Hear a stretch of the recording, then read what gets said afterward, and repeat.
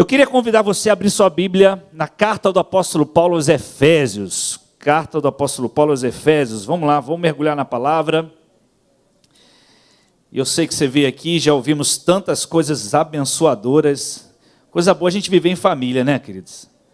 Coisa maravilhosa.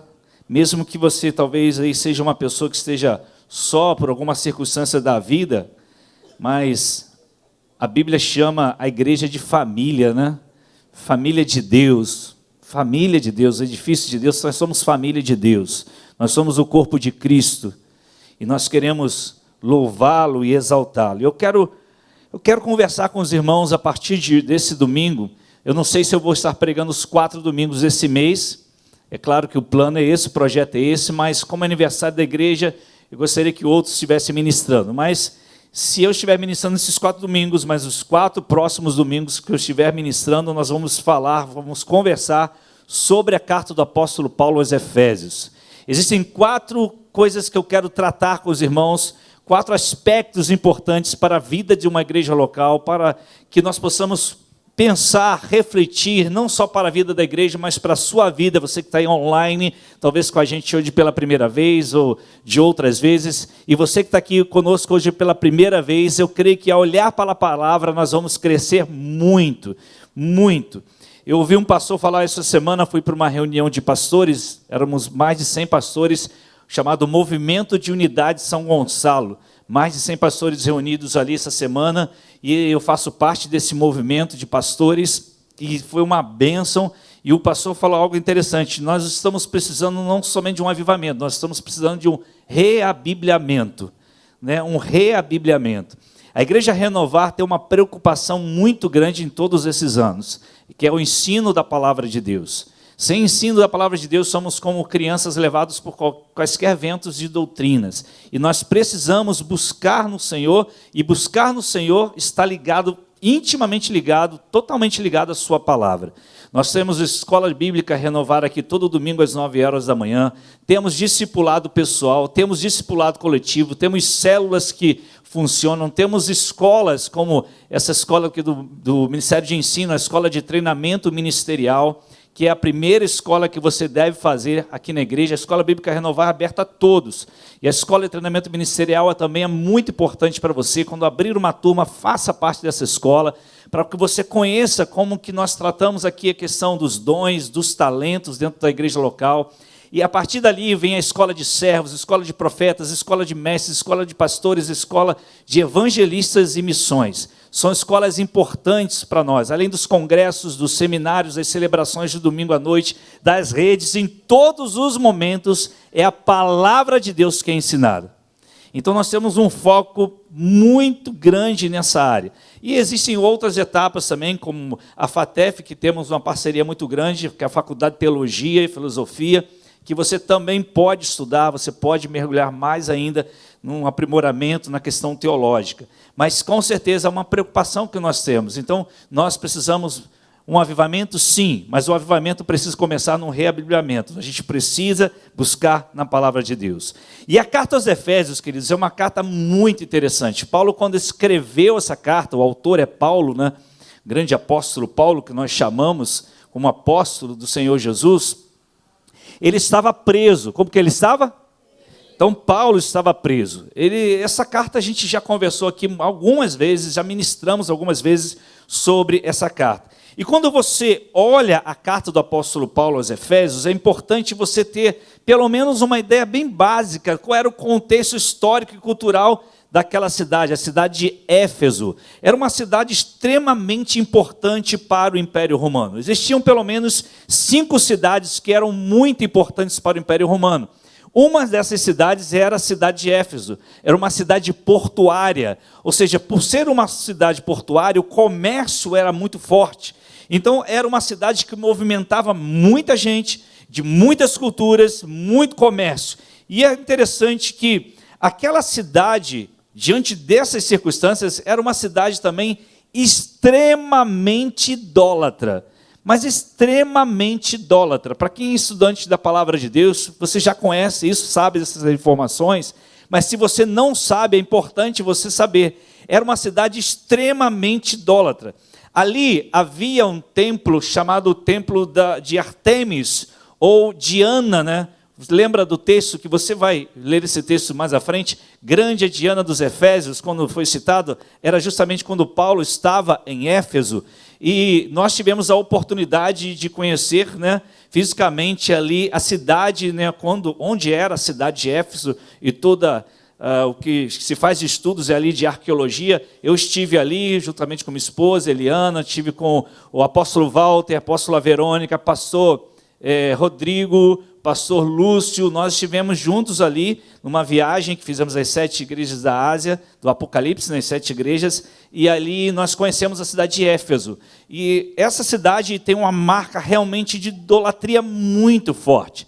E não somente de idolatria, mas também era marcada por muita magia negra, muita coisa acontecendo nesse sentido, muita feitiçaria na cidade, o que gerava também, justamente pela questão da deusa Diana, né, chamada deusa Diana ou Artemis, que era chamada deusa da fertilidade. Existia muita promiscuidade naquela cidade. Era um nível de situações promíscuas muito, muito elevado, que eu não posso nem falar aqui, por estarmos ao vivo, né, online nesse lugar. Então, ali em Atos capítulo 18, versículo 19, relata justamente quando Paulo chega em Éfeso pela primeira vez, e depois 19, versículo 1, quando ele retorna, quando Paulo ali então passa 2 anos naquela cidade. 2 anos ele passa ali. Em Atos 20, 17, quando ele vai então decidido ir para Jerusalém, e ele já sabia o que iria acontecer com ele, já tinha ideia do que iria acontecer com ele, Paulo, então, ele manda chamar, ele está numa cidade chamada Mileto, e que era bem próxima, então ele manda chamar os presbíteros da igreja, que agora já existia uma igreja em Éfeso, uma igreja que lutava muito, queridos. Alguns teólogos, historiadores dizem que Paulo também enviou Timóteo para ser pastor nessa igreja em Éfeso. E aí, o que aconteceu? Paulo, sabendo, tendo a ideia do que já aconteceria com ele, tendo a revelação de Deus para a sua vida, ele manda chamar os presbíteros da igreja de Éfeso. E naquele momento ele entrega uma palavra que os deixou extremamente tristes. Eles choraram muito. A Bíblia diz lá em Atos que quando Paulo terminou de falar, Paulo estava dizendo para eles: olha, provavelmente eu nunca mais irei vê-los. Eu nunca mais terei contato com vocês. Ele estava dizendo, até a glória, até o céu. E aquilo ali gerou uma tristeza muito grande na vida daqueles presbíteros. Por quê? Porque Paulo foi aquele que estava, além de outros, né, como Áquila e Priscila, Apolo, outros que ajudaram o ministério de Paulo também, o ministério do Senhor Jesus sobre a terra, enfim, ele tinha uma ligação muito forte, aquela igreja tinha uma ligação muito forte com Paulo. Então, eles ficaram extremamente tristes. E aí Paulo, depois de muitas coisas aconteceram, Paulo preso agora em Roma, ele escreve então essa carta à igreja de Éfeso. Alguns historiadores também dizem, teólogos dizem que não era só para Éfeso, era realmente para Éfeso e outras igrejas dessas regiões. O Espírito Santo inspirou Paulo a escrever essa carta, e essa carta hoje vem de encontro também às nossas necessidades. É para a igreja de Jesus de hoje.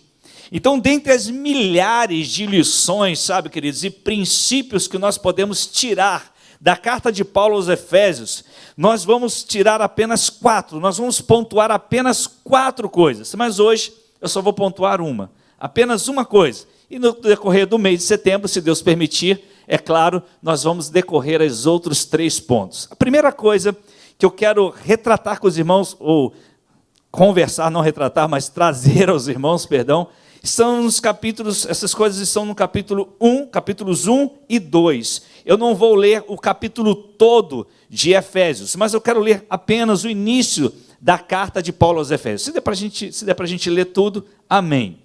Paulo, apóstolo de Cristo Jesus, pela vontade de quem? Pela vontade de Deus.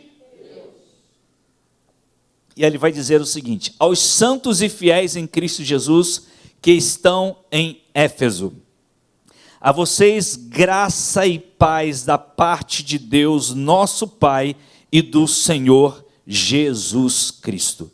Paulo inicia essa carta fazendo isso, falando sobre isso, e ele se alegrando em escrever essa carta à igreja de Éfeso.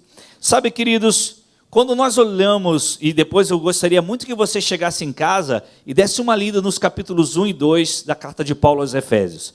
Porque quando nós olhamos os capítulos 1 e 2 de Efésios, nós vamos ver e vamos descrever e vamos compreender sobre algo importante que Paulo talvez estivesse falando, que fosse a coisa mais importante, pelo menos que eu pontuei, que eu achei interessante e eu gostaria de trazer ao seu coração.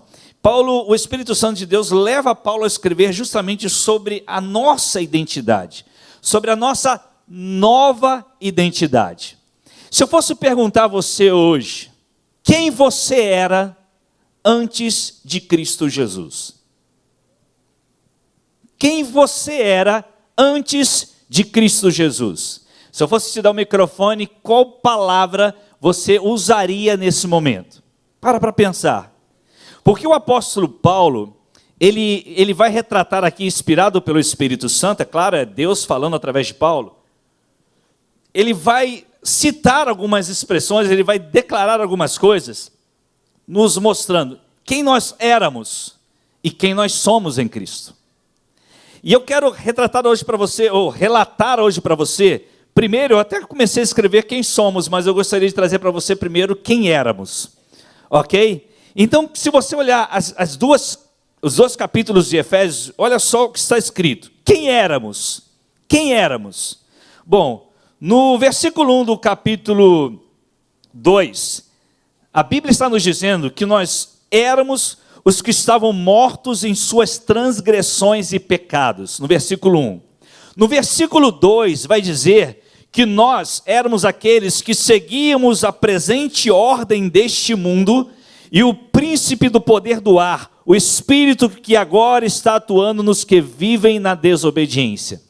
Lá no versículo 3, o terceiro aspecto, a terceira coisa que nós éramos, que eu descrevi aqui, que eu escrevi na verdade, era que nós éramos os que queriam satisfazer as vontades da carne segundo os nossos desejos e pensamentos. Quarto lugar, também está no versículo 3, nós éramos por merecedores, por natureza merecedores da ira de Deus. Em quinto lugar, no versículo 12, vai dizer que nós éramos separados do Israel de Deus, do povo de Deus.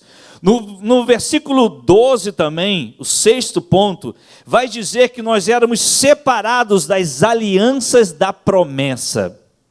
Lá no versículo 12 também vai dizer, o sétimo ponto, que nós éramos sem esperança. Nós não tínhamos esperança. No versículo 12 também vai dizer que o oitavo ponto era que nós éramos sem Deus nesse mundo. Sem Deus nesse mundo. E nono e último lugar que eu apontei aqui, no versículo 19, vai dizer que nós éramos perdidos em nossa cidadania. Então eu apenas relatei aqui, eu trouxe aos irmãos 5 coisas que nós éramos antes de estarmos em Cristo, segundo o que nós lemos na carta de Paulo aos Efésios. Agora, deixa eu dizer para você quem nós somos em Cristo. Quem nós somos em Cristo. Olha o que Paulo vai dizer. Versículo 1 primeiro, ele vai dizer que nós somos santos, separados para Deus, separados por Deus e separados para Deus. Todo mundo pode ter uma garrafinha como essa, mas quando ela é separada para Deus, ela é consagrada, é separada por Deus, Deus separou e separado para Deus. Então ela é algo consagrado. Nós somos santos nesse sentido, nós somos separados por Deus e somos separados para Deus. Segunda coisa que nós somos, Paulo vai dizer, nós somos fiéis. Aleluia, no versículo 1. Quando ele começa a carta, ele diz, aos santos e fiéis. Então vamos lá, vamos adiantar. Versículo 3, ele vai dizer que nós somos abençoados com todas as bênçãos espirituais em Cristo Jesus. Você pode dizer amém aí, pelo menos? Poxa, você já lembrou de quem você era, você não quer lembrar mais disso, né? Então vamos agora lembrar de quem nós somos? Então primeiro nós somos santos. Nós somos fiéis. Nós somos abençoados com todas as bênçãos espirituais em Cristo Jesus. O quarto aspecto está no versículo 5. Nós somos aqueles que fomos adotados como filhos para o louvor da sua gloriosa graça. Aleluia. Quinto ponto está no versículo 7. Nós somos redimidos. Sexto ponto, versículo 13. Nós somos selados em Cristo com o Espírito Santo da promessa. Sétimo ponto, versículo 23. Nós somos o corpo de Cristo. Aleluia. Mas está diminuindo o amém? O que houve? Vocês estão amém. Vamos lá. Oitavo ponto. Capítulo 2, versículo 5 diz que nós somos salvos pela graça. Aleluia! Nono ponto, no versículo 6 do capítulo 2. Nós somos ressuscitados em Cristo. Décimo ponto, no versículo 6 do capítulo 2. Somos aqueles que estão assentados nas regiões celestiais em Cristo Jesus. O versículo 10, o 11. Somos criação de Deus, realizada em Cristo Jesus, para fazermos boas obras. Versículo 13, 12 ponto. Nós somos lavados pelo sangue de Cristo. 13º, versículo 18. Somos os que temos acesso ao Pai por Jesus, por um só Espírito. 14º, no versículo 19. Nós somos concidadãos dos santos. Versículo 19 e 15º. Nós somos família de Deus. 16º, versículo 20. Nós somos edificados sobre o fundamento dos apóstolos e dos profetas. E 17º, vou parar por aqui, versículo 22. Nós somos morada de Deus por seu Espírito. Você pode aplaudir ao Senhor Jesus por isso e dar um glória a Deus bem forte. É isso que o Espírito Santo de Deus está nos dizendo através da carta aos Efésios. Quem somos? Ouvimos quem éramos, mas agora quem somos. Queridos, o nome fala muito sobre nós. Todos nós aqui temos uma identidade. E toda identidade tem um nome. Então o problema não é o nome que seus pais colocaram em sua identidade. Não é esse o problema. Eu já vi nomes muito estranhos na vida, né? Já conheci muita gente com nomes que resolveram até mudar o nome da identidade. Mas o problema não está aí. O problema é qual o nome que colocaram em você. Qual o nome que colocaram em você? Ou melhor, qual o nome que você permitiu que colocassem em você? Eu não sei o que você ouviu durante a sua vida até hoje. Eu não sei o que você ouviu na sua infância, eu não sei o que você ouviu na sua formação familiar, eu não sei o que você ouviu dos seus parentes, eu não sei o que você ouviu dos seus amigos, e nem sei se você ouviu alguma coisa. Mas muita coisa que nós ouvimos na nossa infância, principalmente, essas coisas entram em nossa mente, em nosso coração, e são nomes que são colocados em nós, e não tem a ver com o nosso nome que está na nossa identidade, mas existem coisas que são ditas a respeito de nós, que nós começamos a absorver e começamos a viver aquilo que é dito. E se eu fosse perguntar a você, que nome você daria a si mesmo hoje? Eu vou repetir a pergunta. Olha só a pergunta que eu estou fazendo a você. Que nome você daria a si mesmo hoje?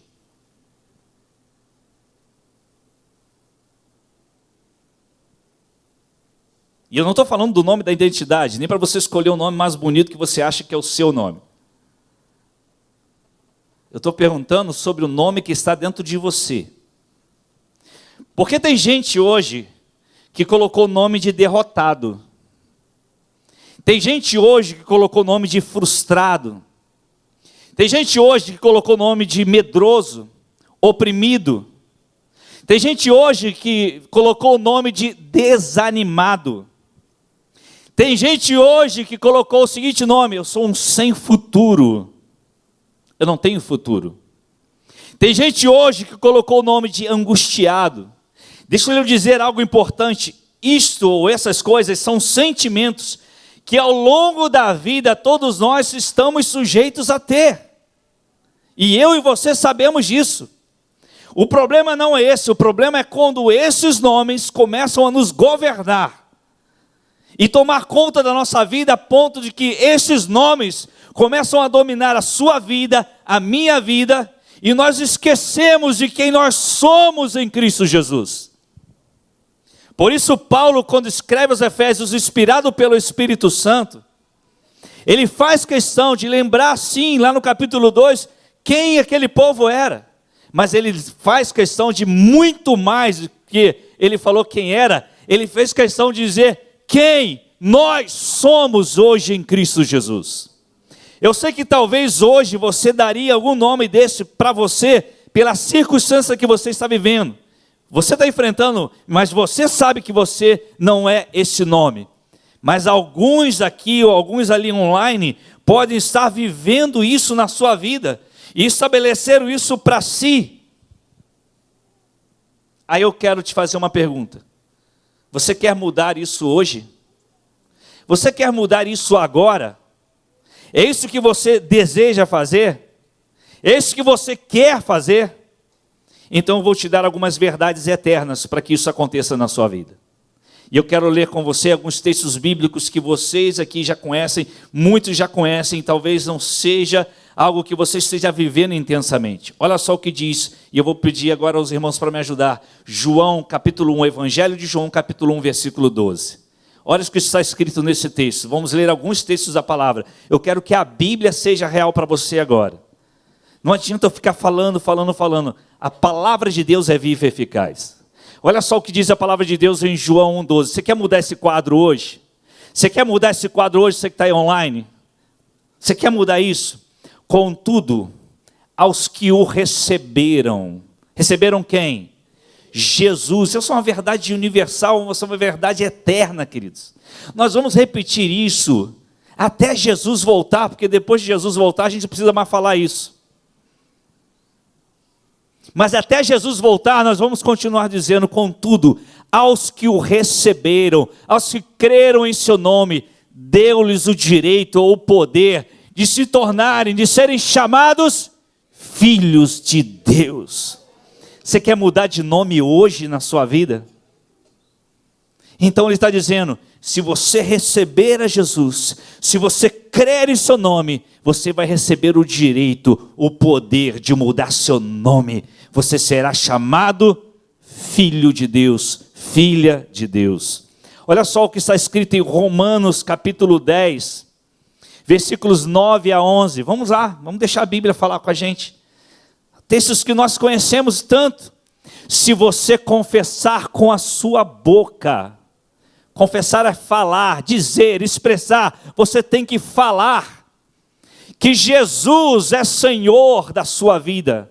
Perceba aqui que não é Salvador. Perceba que a palavra Jesus veio para te salvar, Ele é meu Salvador. Não, Ele está dizendo aqui, olha a expressão, que Jesus é Senhor, governo, dono. Ele é o Senhor. Se você confessar, Ele é o meu Salvador, amém. Mas você precisa confessar que Ele é Senhor, aquele que governa, aquele que toma conta, aquele que entrou na sua vida para ser o dono de tudo. Você entregou tudo para Ele. Se você confessar com a sua boca que Jesus é Senhor e crer em seu coração que Deus o ressuscitou dentre os mortos, aí sim você terá salvação, você será salvo. Versículo 10, pois com o coração se crê para a justiça. A justiça que foi anunciada, que foi revelada na cruz do Calvário por meio de Jesus Cristo. Com o coração aqui dentro se crê por essa justiça. Eu creio que Ele ressuscitou dentre os mortos, Ele foi uma cruz, Ele derramou seu sangue. Eu creio, então é a minha justiça, está em Cristo Jesus. E com a boca se confessa então que aquilo que aconteceu dentro de mim realmente existiu. Eu confesso que sou salvo em Cristo Jesus. E aí vem o Salmo 37, verso 5. Olha só o que diz esse Salmo. Você quer mudar o teu quadro hoje, quer mudar esse nome hoje, entregue teu caminho ao Senhor. Confia nele e ele agirá. Talvez você já tenha feito tudo e você pensa assim, é desse que Deus vai resolver. Não, você vai fazer tudo o que você puder. Quando você não pode fazer mais nada, entrega o teu caminho ao Senhor. Confia nele, aí ele vai agir na sua vida. Mas eu quero ler mais verdades eternas com você. 1 Coríntios capítulo 15, versículo 19. 1 Coríntios 15, 19, olha o que diz a palavra de Deus. Olha só que texto Paulo está escrevendo à igreja em Corinto, inspirado pelo Espírito Santo. Se é somente para esta vida, se é somente para aqui, para aquilo que você está vendo, que temos esperança em Cristo, somos de todos os homens os mais dignos de compaixão. Em algumas versões aparece a palavra o quê? Miseráveis. Somos os mais miseráveis dos homens. Ou seja, ele está dizendo, se você está esperando de Jesus somente para aqui, aquilo que você está vendo que é palpável, ele vai dizer para a gente, você é um dos mais miseráveis dos homens, porque a tua visão está completamente equivocada. Esse Jesus que veio para te salvar, que se você crer de todo o coração, se você confessar, você será salvo. Ele não está te dando salvação para essa terra. Ele está te dando salvação para a eternidade. Está muito além daquilo que você imagina. Eu conversava hoje pela manhã até com o Vitor. E eu falava, Vitor, nós precisamos ensinar os conceitos bíblicos corretos. Muita gente não entende de conceitos e definições, porque a nossa vida ela é norteada pelos conceitos que temos. Vou te dar alguns exemplos. Um exemplo, quando você ouve a palavra prosperidade, a maioria das pessoas pensa prosperidade em quê? Dinheiro. Prosperidade são riquezas. Não, isso não é verdade. Esse conceito está equivocado. O conceito de prosperidade é o suprir de Deus em nossas necessidades. Riquezas é um outro conceito segundo a Bíblia. Aí quando você se depara com a teologia que é pregada nas rádios, aí você escuta daqui, escuta dali, é vídeo daqui, é TikTok de lá, Facebook, aquilo tudo, você escuta. Se você tiver o conceito certo e que norteia a sua vida, você não será levado por qualquer vento de doutrina que sopra por aí. Porque você tem o conceito certo. Quer ver um outro exemplo? Às vezes a gente usa essa expressão, a gente usa na empolgação, é só vitória. Já ouviu isso? É só vitória. Bom, isso pode ser verdade ou não. Depende do conceito que você tem de vitória. Qual é o conceito que você tem de vitória? A vitória para nós é o quê? É andar no centro da vontade de Deus. Isso é uma vida de vitória para a gente. Mas a vitória no conceito de muitos é bem-estar em tudo. Ou seja, na nossa concepção, deu certo para mim em tudo, então eu tive vitória. Mas se Deus falar não para você, naquilo que você quer, que você espera, que você aguarda, eu pergunto a você, você é um derrotado? Por que você acha que não é? Porque você tem um conceito correto do que é vitória em Cristo Jesus. Então muita gente se frustra porque tem conceitos errados. Quando você não tem o conceito certo na sua mente, se a igreja que você congrega, se aqueles que são mestres não ensinam para você o conceito bíblico e você não absorve isso, quando chegar uma derrota, quando chegar aquilo que você aparente derrota, você acha que você não é vitorioso em Cristo Jesus. Você começa a se achar uma pessoa que não tem vitória na vida. Por quê? Porque o seu conceito de vitória está equivocado.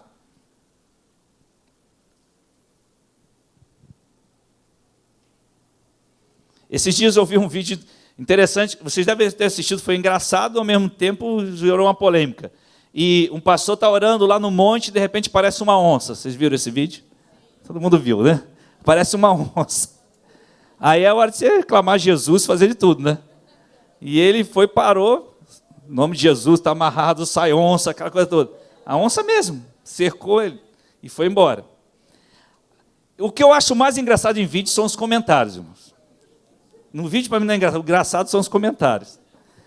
Aí, uma abençoada lá escreveu assim: se tivesse na carne, a onça tinha comido. Eu falei, lembrou logo de Daniel, né? Eu falei, meu Deus do céu. Aí você percebe o conceito equivocado que as pessoas têm. Porque eu uso até expressões bíblicas, se tivesse na carne, porque conhecimento bíblico, porque está expressando alguma coisa que está na Bíblia. Mas perceba que o conceito está equivocado, eu não aguento, irmãos. Tem coisas que eu não aguento, eu saio fora, eu gosto de sair. Eu gosto de dar umas risadas de vez em quando, mas tem coisas que eu não aguento. Eu falei, e os irmãos que foram lançados lá para os leões comerem, estavam na carne também? Quando os primeiros cristãos foram perseguidos, eles estavam vivendo na carne? O mesmo Deus que livrou Daniel, não livrou esses irmãos na cova dos leões. Então Daniel era mais crente, mais servo, era esse conceito. Aí a vitória então era de Daniel e não desses irmãos que foram comidos por leões. Então peraí, aí vem um conceito de vitória que as pessoas têm equivocado. Por isso que quando a gente lê um texto da palavra de Deus, e a gente olha um texto como lemos aqui, volta o texto aí, 1 Coríntios, né, que nós estávamos lendo, versículo 19 do capítulo 15, se é somente para essa vida que temos esperança em Cristo, aí você tem que pensar no conceito que você tem de esperança, quem é Cristo para você, de eternidade.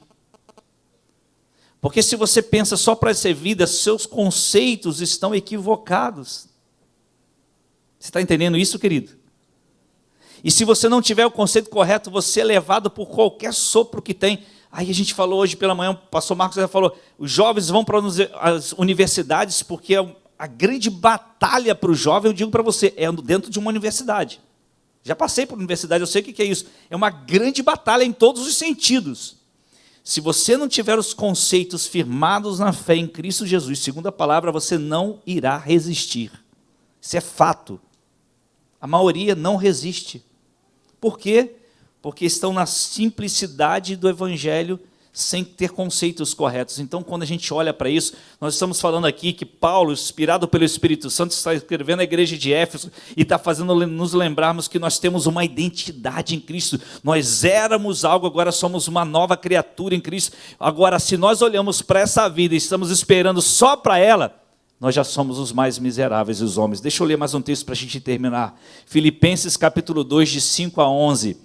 Olha só o que diz esse texto, Filipenses 2, de 5 a 11. Vamos lá.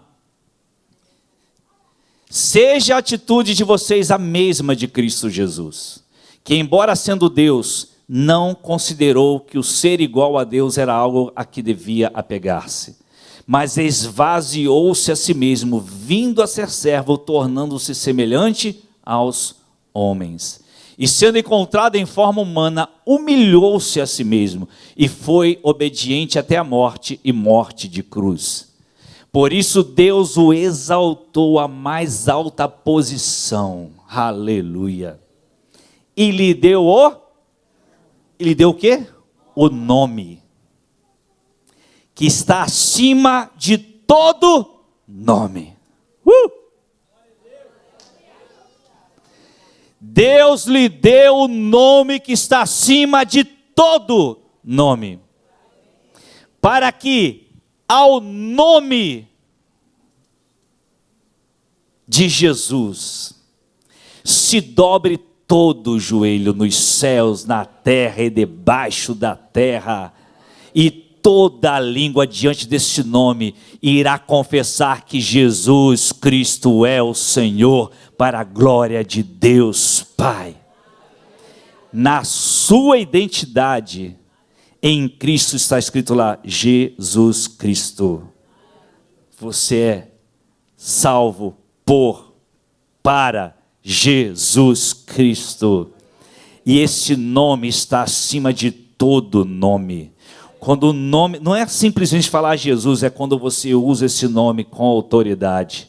Quando você usa esse nome, a Bíblia está nos dizendo que tudo que há no céu, na terra e debaixo da terra, ele está falando de toda hoste, toda potestade, todo principado, tudo mal, tudo que existe, está debaixo do nome de Jesus.